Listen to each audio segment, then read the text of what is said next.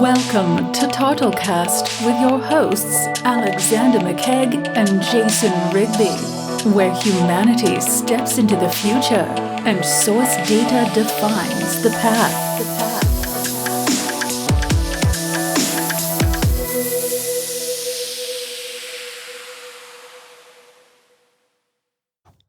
Welcome back, everybody, to this week's episode of TARTLEcast. We want to talk about something that we do every day with everything, and that's interaction. But we want to talk about on the digital, kind of like the digital vibe of things, right? And so what I mean by that is I just want to give kind of a point of reference here. Today I went in for a doctor's visit. Oh, I thought you said colonoscopy. Yeah, hey, you never know. You never know. Okay, you went into... Yeah, so I went into the doctor's visit, right? Right. But there was a couple things that happens here. Before I even get there, I want to talk about, I wanted to calculate on here how many digital interactions I had. So they have a system called MyChart. It's run by Epic. They're a big, healthcare network thing. So I had to interact with that first, right? That was my initial scheduling. And I put in some basic demographic info about me, right? Got that set up. That's numero uno. Then I get a text message from the... My glasses are all I'm sorry. I get a text message from the provider reminding me of the appointment. That's number 2, right? And they asked me to confirm that. 3 interactions. Then, in order for me to get there, I had to open up my phone. Interaction number 4. Remember Sesame Street? Count Dracula. What was his name? Everybody will know. Yeah, Count Dracula. Was it named Count Dracula? I think it was. Yeah, and he would go 1, 2, So number 4. So number 4, I had to turn my phone on, right? Right. 5, I had to interact with Google systems with their GPS to actually bring me where I need to go. All right? Wow. That's my 5th one. Then I've arrived there. Google's now going to ask me, how was your experience on that drive? And they got like smiley faces to rate it. This is number 6. Then I walk through the front door. There's an IoT device that scans my forehead for my temperature immediately with a lady there at the front door. She asked me a bunch of questions. And then that fever data is then uploaded immediately into their systems for recording. So everyone that comes from the door is recording all those temperatures. Then I walk up to the front desk. I get a bunch of paperwork. I fill it out, and then she sits there and I walk her through it. So she gets the interaction of plugging in all this hard-coded data that I had written down. Then she says, I need you to do your copay. Now I'm going to have another interaction with me, American Express, their systems, right? So I get 3 more interactions out of that before before I've even gone into the actual appointment itself, right? And then I'm sitting in the waiting area. And my name's up on a board and it's telling me to come in, right? So now I have another interaction where my data is now sitting up on the screen. That's 12. Then I'm going into the actual appointment. Here's the next one. They asked me to step on a scale. They're measuring my body weight. And then from there, what's that, 13? Okay. Then I'm into the room. Now they have more IoT devices. They have a thing that goes on my finger, and it's going to get some biometric data. It's going to get my blood oxygen level, my pulse. They're going to take my blood pressure. So that's another 3 on top of that. Okay, what are we at, 15, 16? And then she's going to go and upload all that data into the computer system, 17. And then I don't really need to keep going with this. The point is that over the course of 2 hours, I had about 17 interactions. That's a digital interaction. And what I found is that there were still some paper aspects, some, hard-coded aspects, things that weren't digitized. But a majority of my experience, probably 80% of it, just from being in the hospital, not the hospital, but the provider area. The mental hospital. Yeah, the mental hospital. I'm leaning on my walls. Was that 80% of everything I did in there was digitally interacted with. And every single one of those actions have a monetary value associated with them. And so what I would like to go over in this episode is how that only as we continue to go into the future with the increase in IoT and everything that we become inundated with in life is that our digital interactions are going to increase at phenomenal rates. You won't realize truly how much data we're actually creating just walking around doing very normal things. Right, 100%. And when you become aware of that and you start to actually catalog it like I was doing, I'm like, there's a lot more going on here than I thought. And so using a system like TARTLE to take that, pull that information in and organize it in an appropriate manner so it's actually, readable and fungible so it can be traded and you can actually see how many times an interaction has actually occurred and the value of that interaction, I think something special is really going to happen. And we're going to realize how much value we're actually creating for ourselves and others as we just interact throughout our days. So as far as when we look at TARTLE and we look at value, and we're looking at these IoT devices, and they've already predicted within the next, 3 to 7 years, there's going to be 400 times the amount. Right. And I think just regular, like you said, that blood pressure machine will be wirelessly connected. The biometric machine, correct, will be connected, if it's not already. Yeah. But as we see IoT, and as we look at being able to take this data, whether it's a Whoop or a Fitbit or any of these things that we may interact with daily, and Alexa, whatever it may be, where is that data as we interact with these machines? Where is that data going? So it's funny, they get housed in these data warehouses, data lakes, just essentially cold storage servers until some guy shows up with a nosebleed and a couple Red Bulls, and he's typing away, and his boss is like, analyze. Awesome analyze. bangs. Yeah. Yeah. Or he's been drinking Bang all day. Yeah. That's when the stuff actually gets used. But really what these systems are doing, they're constantly aggregating. And EY did a basic study. And now that I'm looking at it, considering 80% of my day is digital interaction, they say that around 700 digital interactions a day happen normally for everybody. But they said, give it another 4 years, that'll be up around 5,000 interactions a day. 5,000.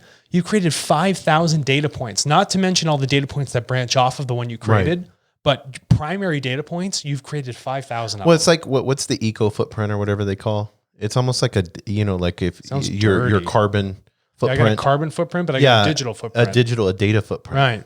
And so that data footprint's going to increase dramatically. And we know that with decentralized systems and how, dispersed networks work, if I have, say, 200 interactions at, a hospital here or a doctor's office, and then I have 3,000 in my Tesla, and then 15 at the grocery market, all of these different things, they're all going to interconnect with these nodes, and, there's going to be some shared points. And those are the interesting intricacies of analysis that people are going to want to look at.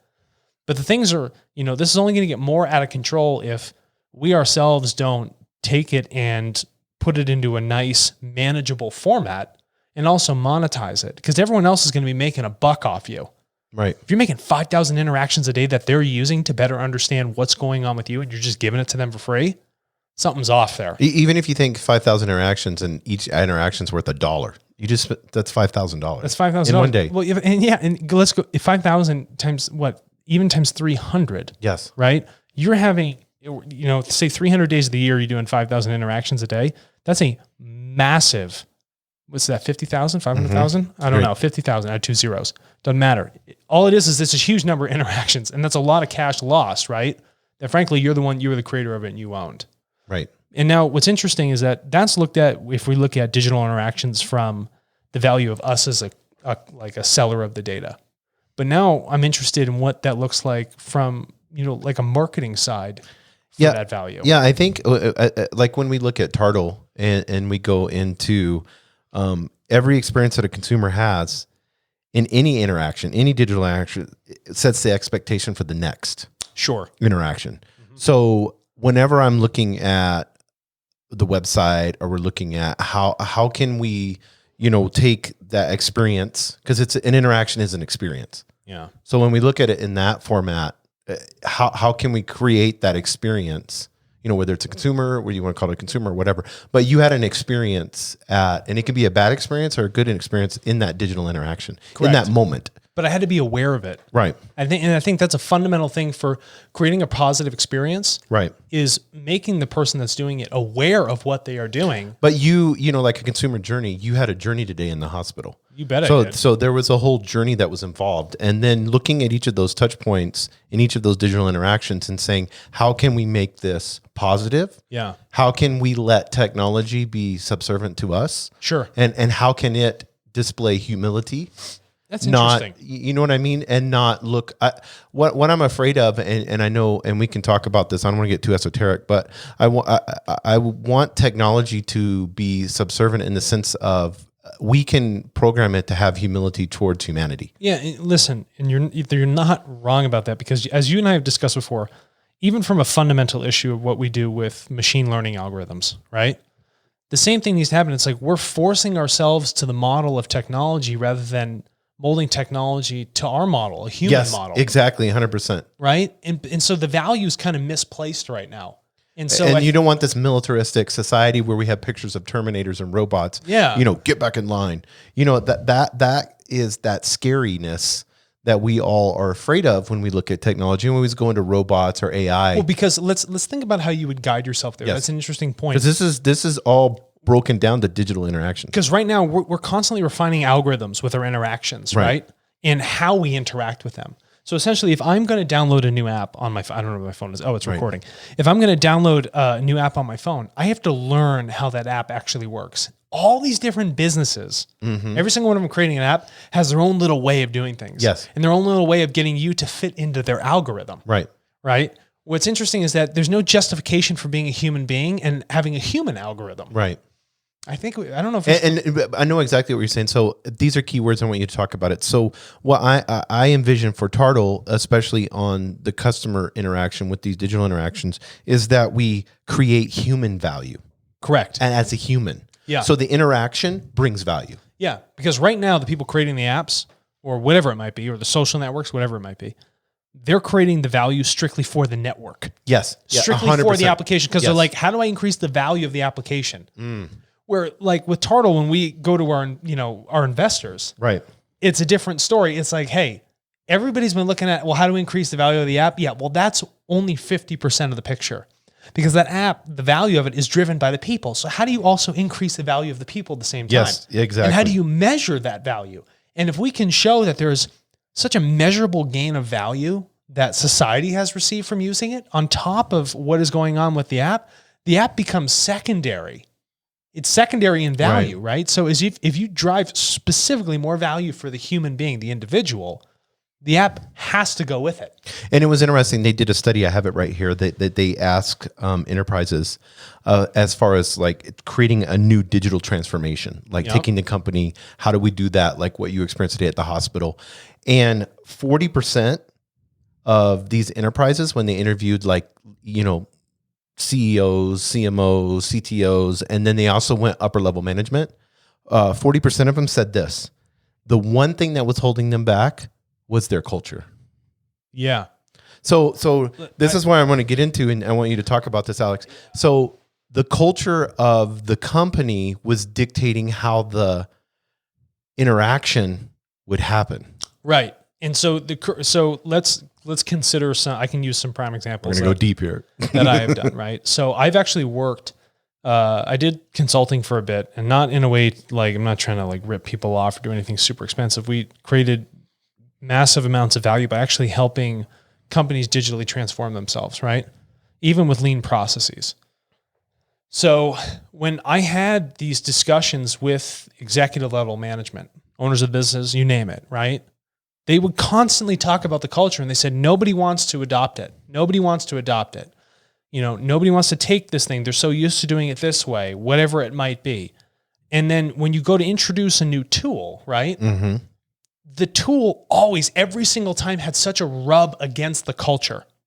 So what happened was all of the guys that were working there, whether it be union members, whoever it might be, they said, this takes away my power as a human being. Yes. Here's where we go. This is where I was hoping we'd go. They would tell me that like, I have to, I'm going to change the word to mold because this just makes it in better context. I have to mold my work habits now to what this machine wants. Right.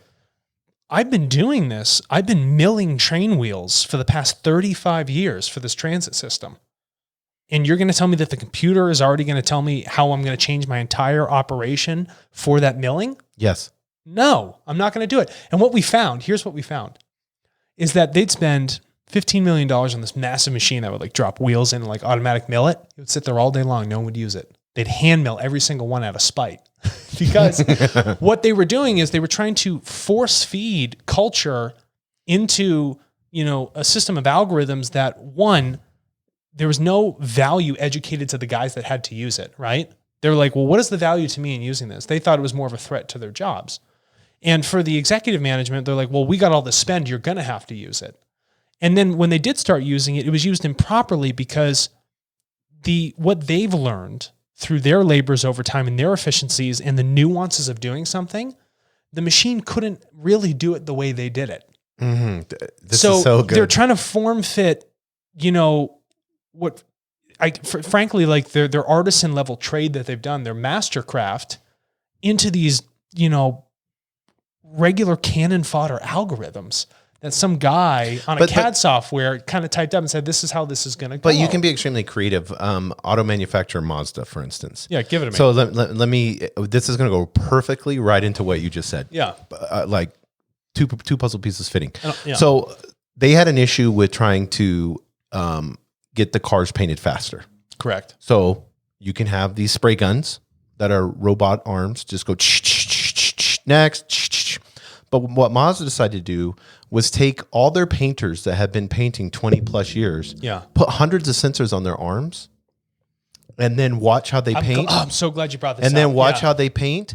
So now, if you go to the Mazda factory in Hiroshima, you will watch these arms, these robotic arms, because they built robotic arms, and they're dancing almost because they had such this level of being able to paint these 20 plus. They analyzed it. That's a big difference. And so now when you look at the level of paint on the car, like in the sense of the quality of paint, and you go to the depths and all that, and there's something weird that would happen. Like a master painter could almost subconsciously know the millimeters without even testing. This is what I'm talking about. The guys could look at milling these massive train wheels, and they just, I know it sounds terrible, right? Everything was quality tested after, but he already knew ahead of time after he was done with the job that it was perfect. Yep. Now, what was the solve though? Because I only identified the problem.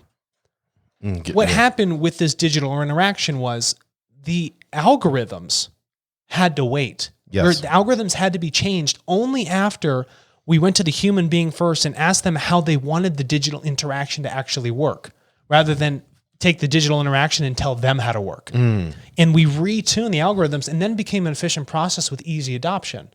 So from a business standpoint and sort of that value, or value for anybody, you have to show them the value in the digital interaction, but you have to invert the model where it's not, okay, we bought this machine and now you got to form fit yourself to it. No.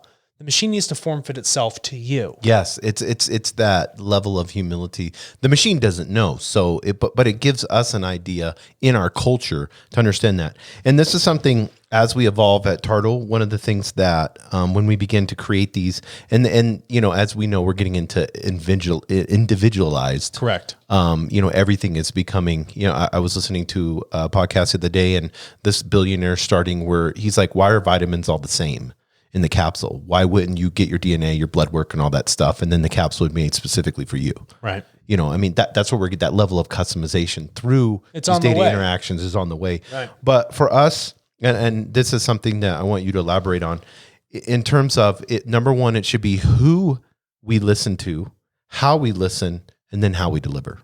Very interesting. That's very interesting. So who we listen to. Right. The first person you listen to, you have to listen to yourself. Yes. Because what we do is we go in here and, you get a pop-up and the app says, do this next. Yes. Why? Why? Exactly. Have you stopped for a second and asked why? You know what I mean? Like, why am I doing this? Or they may ask why, but then they're programmed to click the little X or hit the submit. Whatever. I'm just going to blow by it anyway. Yeah. Here's the call to action. Click. Yeah. And then you got to, what was the next one after that? So it's who we listen, how we listen. So how we listen, right? So we're losing our criticality of listening. Right. We've become so inundated with normal processes and oversaturation of media and digital interactions that we're just like, you're just blasé to it. We become numb. And we turn into taking these extremes, and then we become tribal. Yeah. And then we have these tribal wars. But is that wrong? I'm not wrong.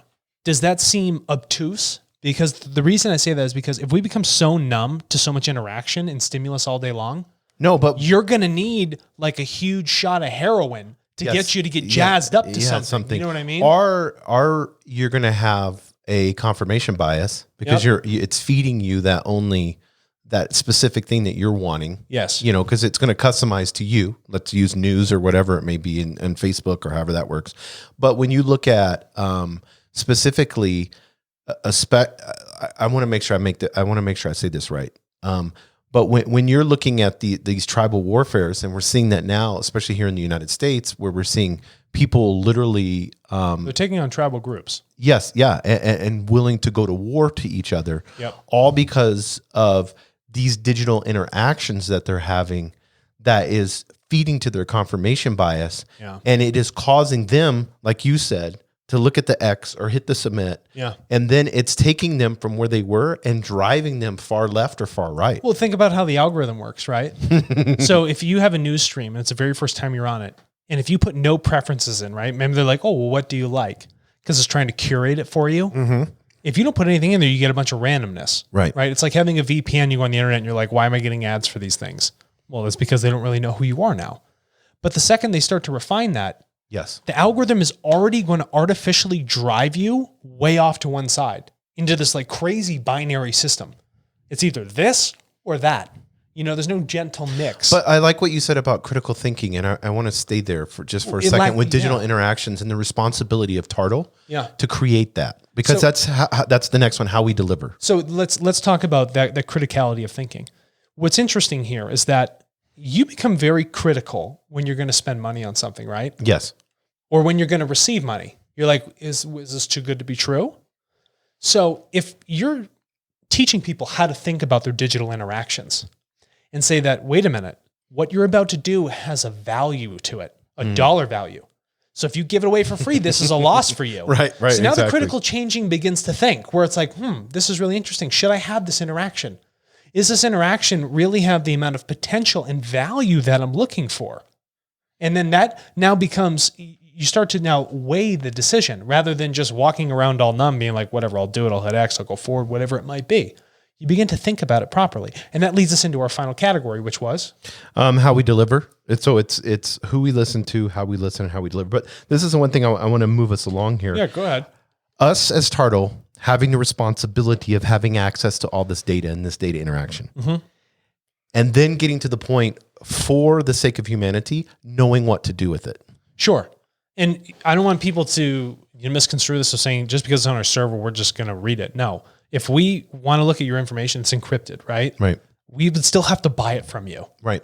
We gotta smoke our own dope here. If that's right. The only way for me to put it, I agree. That makes a lot of sense. That's why I like that it's so transparent and so unique from any other data. Yeah, it's like we're not going anywhere. Like the answers are here. We'll use the system we created. Right. I mean, I don't like the word believe, but for other people, if they believe enough in something, you might as well just use the thing you believe in, right? Right. Prove to us the conviction of your belief, But if we're looking at, I'm sorry, bring it back up. Yeah, no, it's us having the access to the data, and then turning around and knowing what to do with it. So what happens? Here's the interesting part.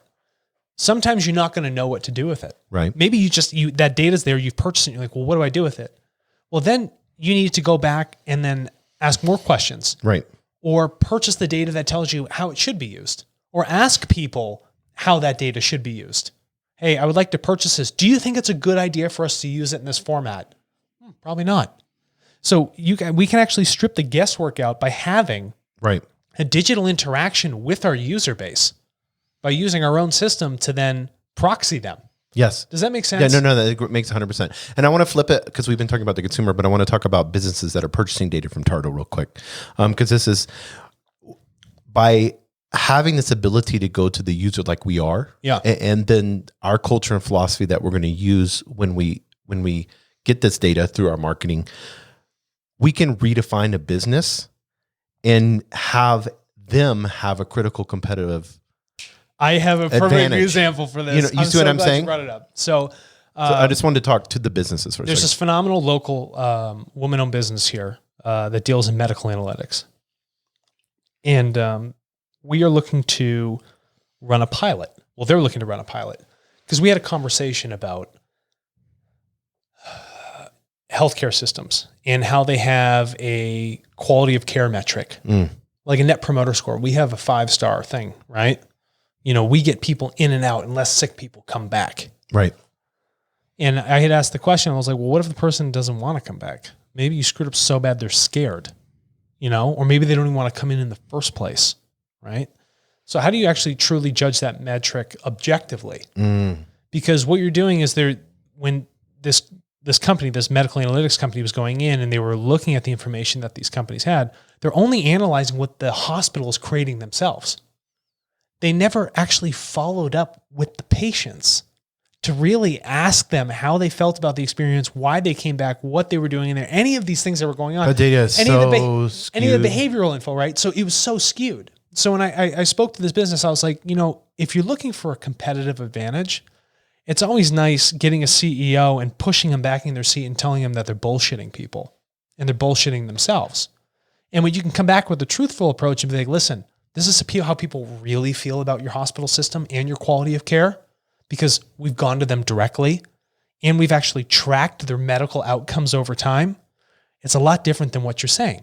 So their competitive advantage is we're going to take the information you have and we're going to take the information that we have, that we've purchased through TARTLE on a user base on whatever populaces are here in the United States. And we're going to combine that and come back to you with an analytical report to tell you how just off you were in the first place. But it's not just negative being off. No, but because it's if not you're negative. a CEO and you're seeing that there's a failure in the experience or those interactions, and you're getting truth, then you can turn around and address that. And by addressing it in the long run, you're going to save.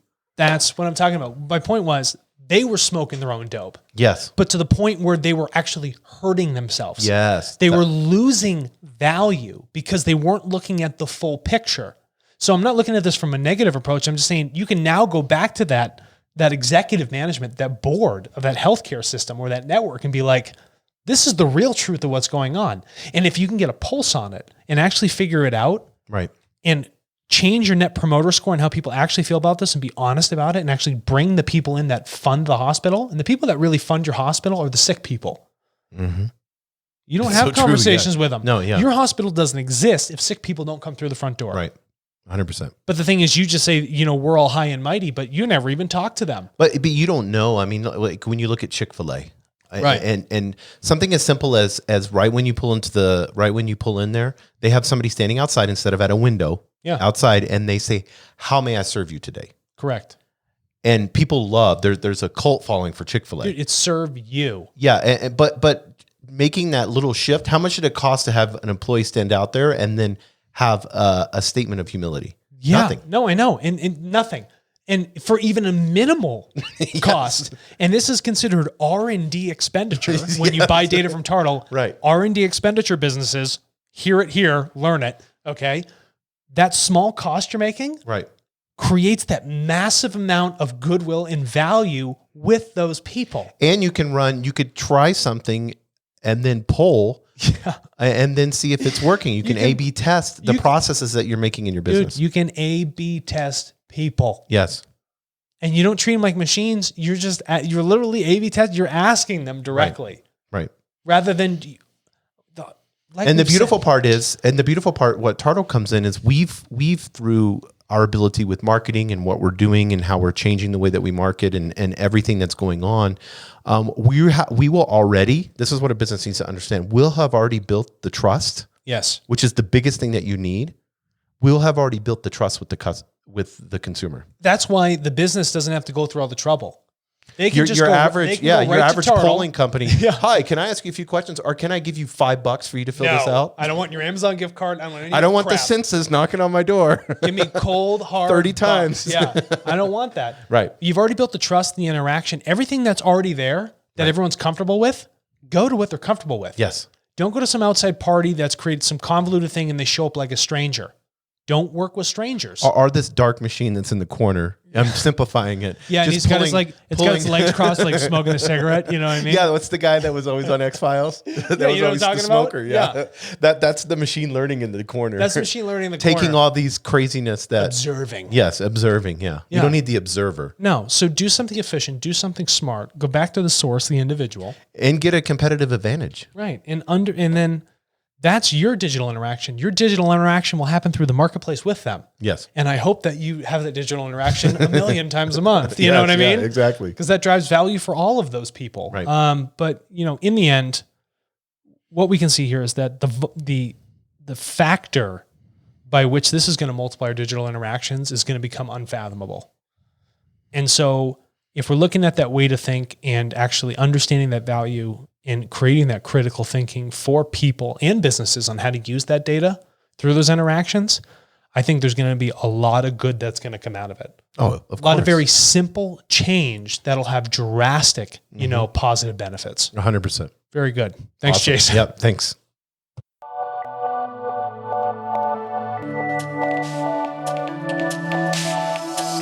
Thank you for listening to TARTLEcast with your hosts Alexander McKegg and Jason Rigby, where humanity steps into the future and source data defines the path. What's your data worth?